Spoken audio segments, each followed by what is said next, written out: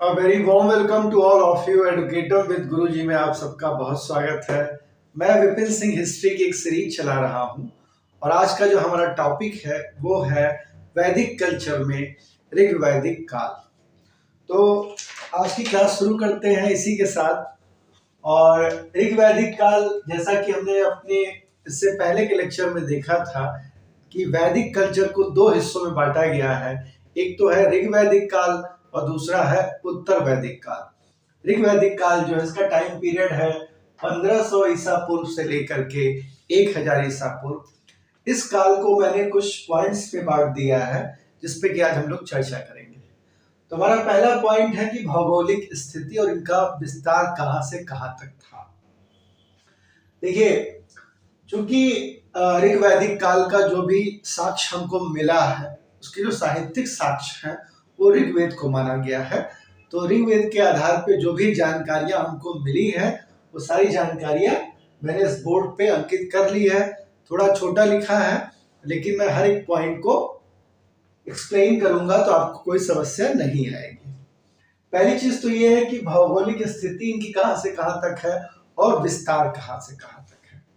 देखिए, ऋग्वेद में जैसा कि बताया गया है हिमालय में एक मुजवन चोटी है उसकी चर्चा की गई है। मतलब उत्तर में ये हिमालय की पहाड़ियों तक इनको नॉलेज था कि हिमालय की पहाड़ियां कहाँ पे हैं।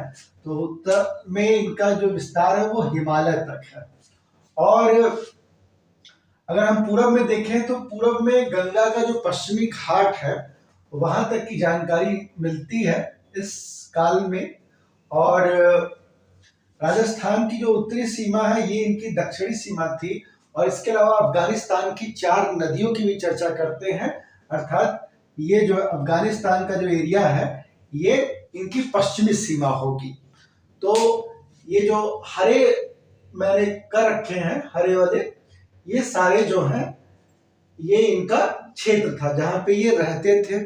और तमाम तरह के कबीलों में ये विभक्त थे और इन्हीं कबीलों को जन बोला जाता था। तो इनका जो मेन लैंड था जिसको कि हम लोग सप्त सैंधव प्रदेश भी कह सकते हैं और इसको ये ब्रह्मवर्त बोलते थे। ये क्या बोलते थे? ये बोलते थे कि ये ब्रह्मवर्त है। अब क्या है कि देखिए, जहां तक नदियों की बात आती है तो ऋग्वेद में नदी सूक्त है। ऋग्वेद में नदी सूक्त है, इसमें 21 नदियों का उल्लेख है। नदी सूक्त में 21 नदियों का उल्लेख है और वैसे ऋग्वेद में टोटल 25 नदियों का उल्लेख है।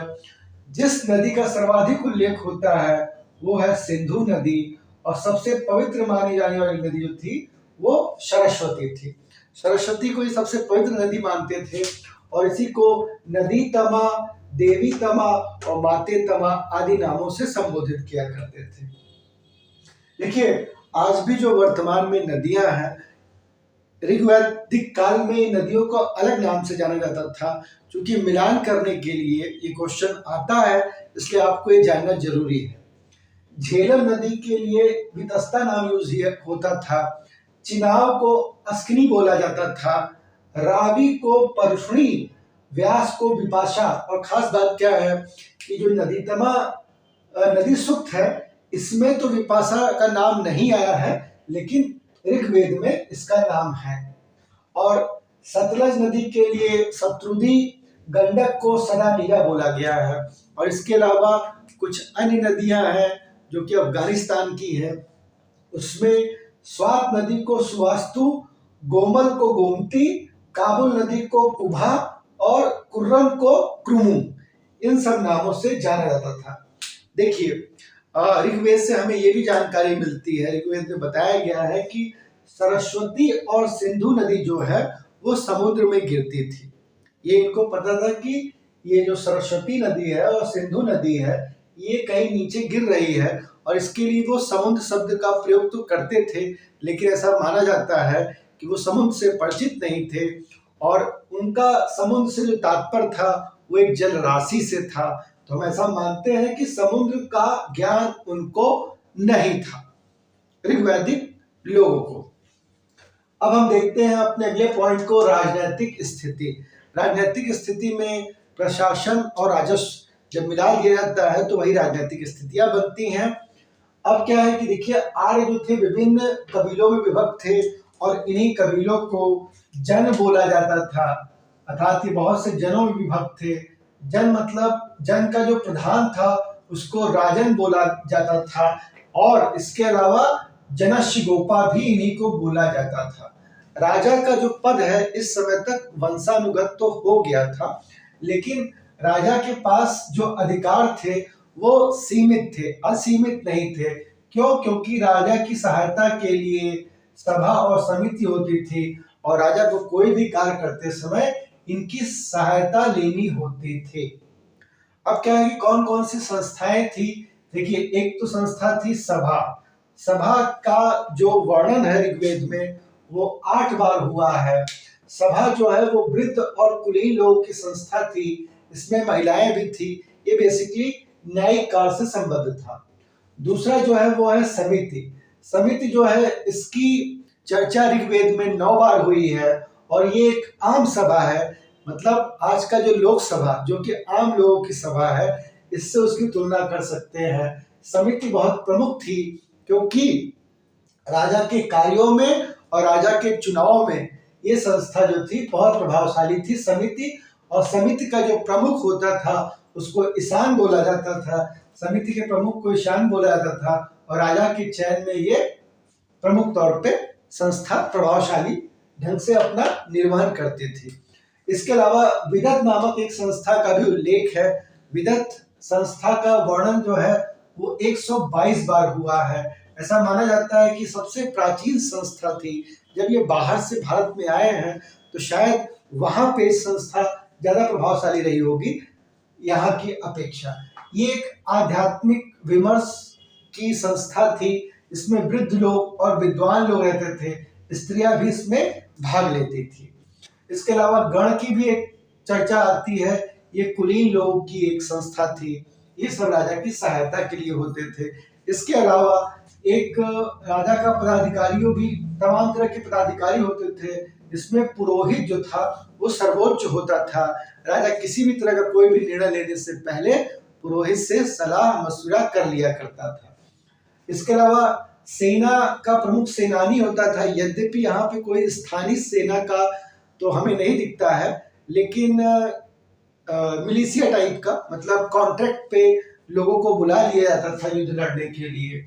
और ग्रामणी जो कि ग्राम का प्रमुख होता था, सूतकार, कर्मकार, इन सबको, पुरोहित के अलावा इन सबको सम्मिलित तौर पे रत्निंग बोला जाता था। इन पदाधिकारियों को सम्मिलित तौर पे रत्निंग बोला जाता था। सेना का स्वरूप कैसा था?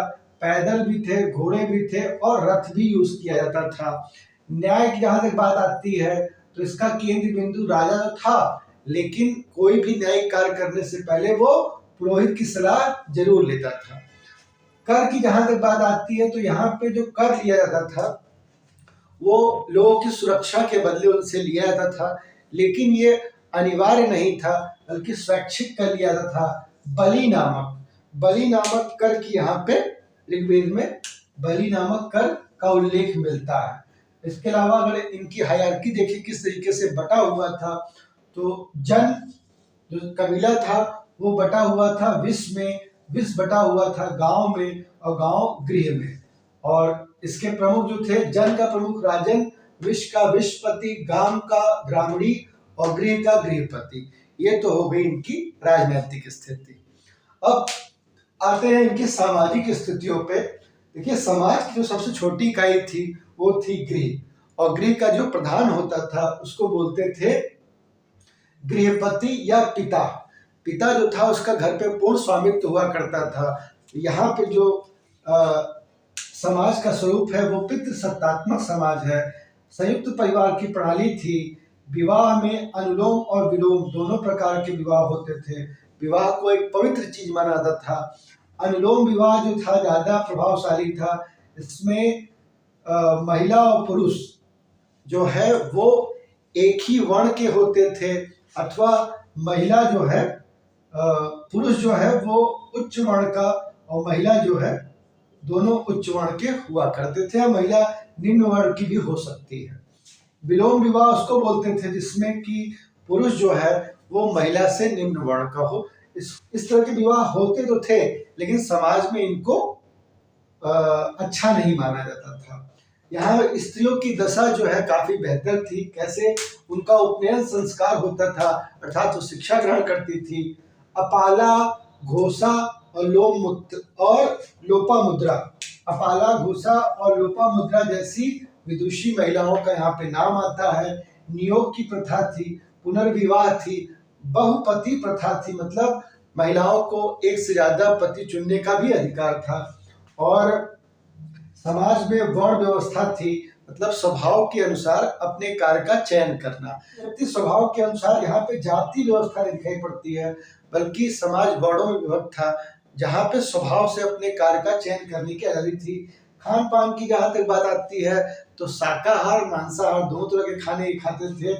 आभूषण प्रेमी स्त्री पुरुष दोनों होते थे। निष्क नामक एक गले के हार का भी यहाँ पे वर्णन है। आगे चल करके जो निष्क है, ये अभी जो गले का हार है, आगे चल करके ये कुछ और होने वाला है, वो भी हम देखेंगे। इसके अलावा जहाँ तक वस्त्रों की बात आती है तो 3 तरह के वस्त्र ये पहनते थे। ठीक है, एक नीवी, अधिवास और वास, मतलब कि ऊपर का वस्त्र, बीच का और नीचे के वस्त्र जो थे, इस तरीके से इनके वस्त्र बटे हुए थे शरीर को ढकने के लिए। और दास प्रथा समाज में प्रचलित थी, लेकिन दासों का प्रयोग जो है कृषि कार्य के लिए नहीं बल्कि घर के कार्य के लिए किया जाता था। और जो पुरुष दास होते थे उनको तो आप किसी को दान दे सकते हैं, लेकिन स्त्री दासों को किसी को दान नहीं दिया जाता था। अब क्या है कि आर्थिक स्थितियों की बात कर लेते हैं। आर्थिक स्थिति क्या है कि देखिए, ये बाहर से तो आए ही थे, अतः इनका जीवन जो था अस्थायी था। अस्थायी जीवन में कृषि आप नहीं कर सकते हैं, तो कृषि इनके लिए उतनी प्रभावशाली या उतनी प्रमुख नहीं थी। पशुपालन, ऐसा माना जाता है कि आर्य जो है वो घास के मैदान, इसको स्टेपीज बोला जाता है, उन क्षेत्रों से आए थे। तो उन क्षेत्रों में वैसे भी कृषि बहुत ज्यादा नहीं की जाती है, सिर्फ थोड़ा बहुत खान पान के लिए, और प्रमुख चीज होती है पशुपालन। तो इनका आरंभिक जीवन भी वैसा ही था। तो कृषि कार्य जो था गौण था और पशुपालन ज्यादा प्रमुख था, क्योंकि गायों का वर्णन जो है 176 बार मिलता है और कृषि का वर्णन जो है ऋग्वेद में 24 बार हुआ है। गाय को एक प्रमुख पशु माना गया है, कीमती वस्तु बुलियन माना गया है, इसको अघन्या बोला गया है, मतलब न मारने योग्य। और पणि नामक व्यापारी जो थे वो गायों की चोरी करते थे। आदमी चोरी उसी चीज की करता है जो कि कीमती होती है। हाथी और बाघ का उल्लेख यहाँ पे नहीं है। कृषि की जहां तक बात आती है, होता था जुते हुए खेत जो थे उसको क्षेत्र बोलते थे। हल की बली हुई नालियां जो थी उसको सीता बोल रहे हैं। और अनाज में यौ जो है उसका उल्लेख यहाँ दिखता है। हल, बैल जैसे शब्दों का भी यहाँ पे प्रचलन दिखता है। शिल्प जहां तक इनकी बात है तो इनके जो शिल्प का स्वरूप था, चूंकि ये ग्रामीण सभ्यता थी, तो यहाँ पे शिल्प का स्वरूप भी जो है वो ग्रामीण स्वरूप था। बढ़ई, चर्मकार, कुम्हार, बुनकर आदि का उल्लेख मिलता है। इन्हें कांसे का ज्ञान था, कांसे के लिए अय शब्द का प्रयोग करते हैं। सोने का ज्ञान था, उसके लिए हिरण्य शब्द का प्रयोग करते हैं। और तांबे का भी इनको ज्ञान था, लेकिन लोहे और चांदी का उल्लेख यहाँ नहीं मिलता है। अब व्यापार की बात आती है। देखिए, व्यापार जो है वो स्थानीय स्तर का होता था। चूंकि समुद्र का ज्ञान नहीं था, ये इधर उधर नहीं जाते थे, आपस में ही व्यापार किया करते होंगे, ऐसा माना जाता है। और ग्रामीण अर्थव्यवस्था की यही विशेषता है कि यहाँ पे व्यापार जो होता है वो सीमित क्षेत्र में किया जाता है। और वस्तु विनिमय प्रणाली थी, मतलब वस्तु को दे करके वस्तुओं को प्राप्त कर लेना। तौल का इनको ज्ञान था। अब आता है इनका अंतिम बिंदु, धार्मिक स्थिति। देखिए, धार्मिक स्थिति की जहां तक बात आती है तो ये लोग लौकिक सत्ताओं को मानते थे, अर्थात जो दिख रहा है। प्राकृतिक शक्तियों को मानते थे। देवताओं को यहाँ पे जो है 3 उसके वर्गों में बांट सकते हैं, आकाश के देवता और अंतरिक्ष के देवता और पृथ्वी के देवता। ठीक है, जैसे आकाश के देवता हो गए हैं सूर्य, जो है वो आकाश के देवता हो गए। सविता, अदिति, उषा और सूर्य, ये सब आकाश के देवता हो गए हैं। और अंतरिक्ष के देवता हो गए हैं इंद्र, हो गए हैं मारुत, हो गए हैं, और पृथ्वी के देवता जो हो गए हैं अग्नि है, और इसके अलावा आकाश के देवता वरुण भी है। पृथ्वी के देवता अग्नि है, सोम है, अश्विन है और रुद्र है। ये सब पृथ्वी के देवता हैं। इसके अलावा यहाँ पे देवता जो है बहुत ज्यादा है, तो ऐसा माना जाता है कि ये बहुदेववाद यहाँ प्रचलित था। बलि जैसी प्रथाएं भी समाज में प्रचलित थी, बलि दिया जाता था। पूजा पाठ का औचित्य या कर्मकांड जो ये करते थे उसका प्रमुख औचित्य होता था कि भौतिक सुखों की प्राप्ति करना। और देखिए, चूंकि कुछ देवताओं के बारे में पूछता है इसलिए मैंने उनके बारे में यहाँ पे विस्तार से बताया। जैसे इंद्र जो है, इनको युद्ध का देवता माना गया है, ये सबसे प्रमुख देवता थे और इनको पुरंदर बोला गया है। पुरंदर मतलब होता है किले को तोड़ने वाला, अर्थात ये युद्ध के देवता हुए। और 250 सूक्त जो है वो मात्र वो अकेले जो है वो इंद्र को समर्पित है। सबसे ज्यादा सूक्त जो है वो इंद्र को ही समर्पित है, 250 सूक्त। इसके बाद दूसरे नंबर पे हम अग्नि को ले सकते हैं, क्योंकि 200 सूक्त जो है वो अग्नि देवता को समर्पित है। और ये देवता जो है वो मानव और देव के बीच में ये मध्यस्थ का काम करते थे।